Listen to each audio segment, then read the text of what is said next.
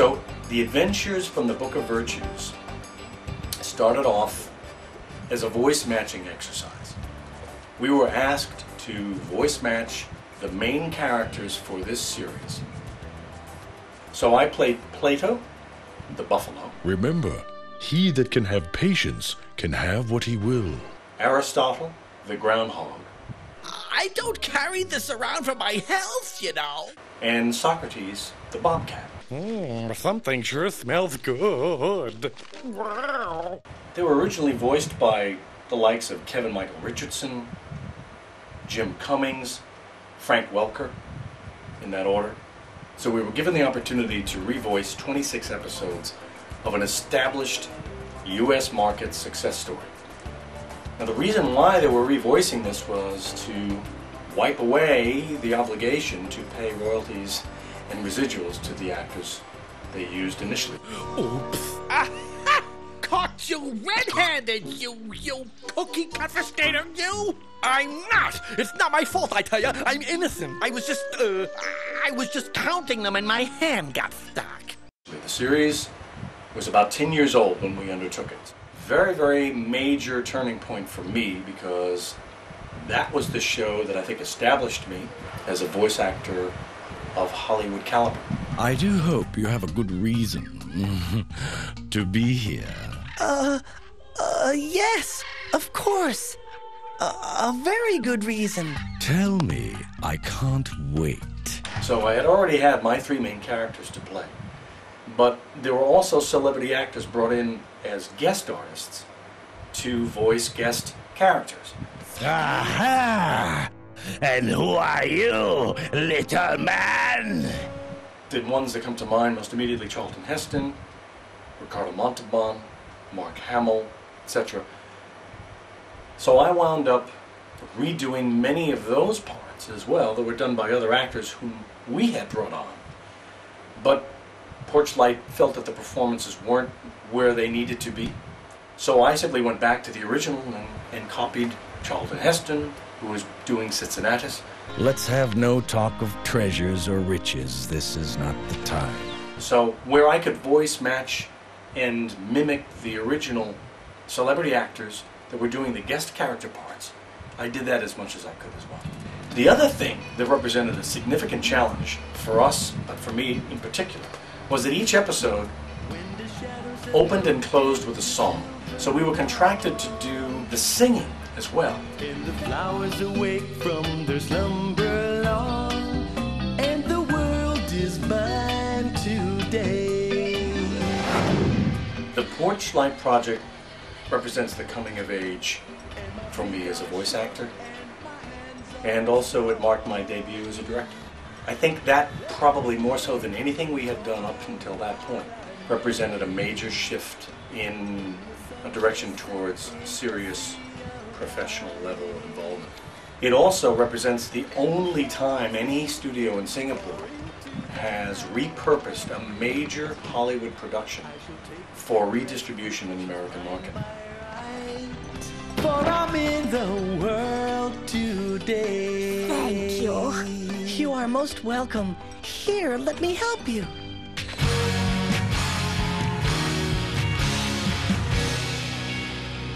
I returned to Japanese anime with a show called Zippon in 2006. And Zippon was not a comedy. Zippon was a serious show about World War II.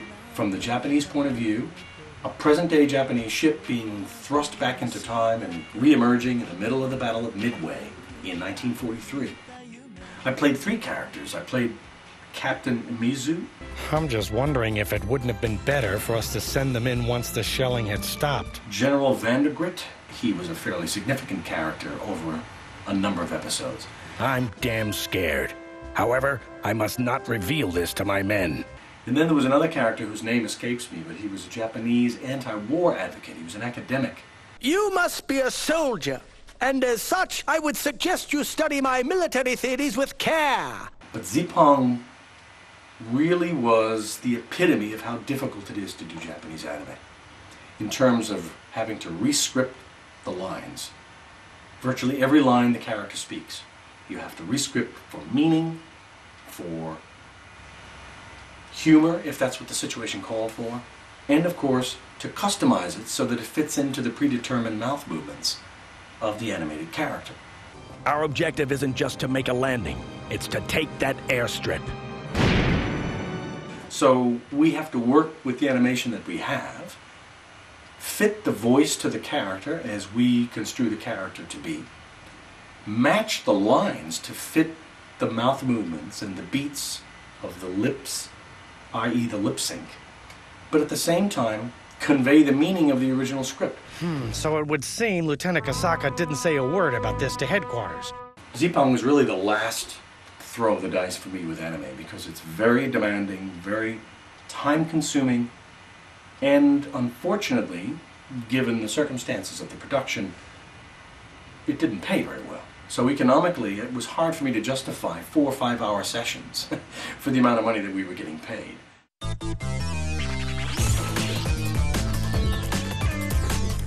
CJ, land the Nanogen on the street and get those people inside, fast! Now, Nano Boy, which is a production that's ongoing as we speak, we're into season 2. Like Detective Conan, Nano Boy is one of these shows where I'm expected to play a character with a boy's voice. It's SmackDown Nano style time. Detective Conan kind of set the stage for that. In Nano Boy, I play 3 main characters. The lead character, Nano Boy. How about we settle this the old-fashioned way? High noon. His alter ego, Oscar. This isn't even an answer. It's peanut butter. And Commander Flag. There's no time to waste, Nano Squad. Those neurons must be found, and quickly. Sir, yes, sir. And then 2 of my favorite characters are recurring villains. Captain Polio. Look, Zarzar, it's not what you have, it's what you don't. You don't have style. And Lacto. Didn't anybody ever tell you that too much candy is bad for you? A little bit like the Dick Tracy cartoons where you have some very, very amusing and entertaining villains. This character, Lacto, is somewhat in the vein of the Joker from Batman. Hey, I make the jokes around here. Nano Boy is from scratch. It's done the old-fashioned way. You voice it, they animate to the voice, etc. So season 1 Nano Boy for me was a very rewarding experience. I remember that, yeah.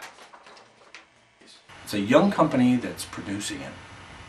Young scriptwriters, young directors, very open to ideas, and they gave me a tremendous amount of latitude in terms of voicing the characters, suggesting voices for characters that they hadn't cast.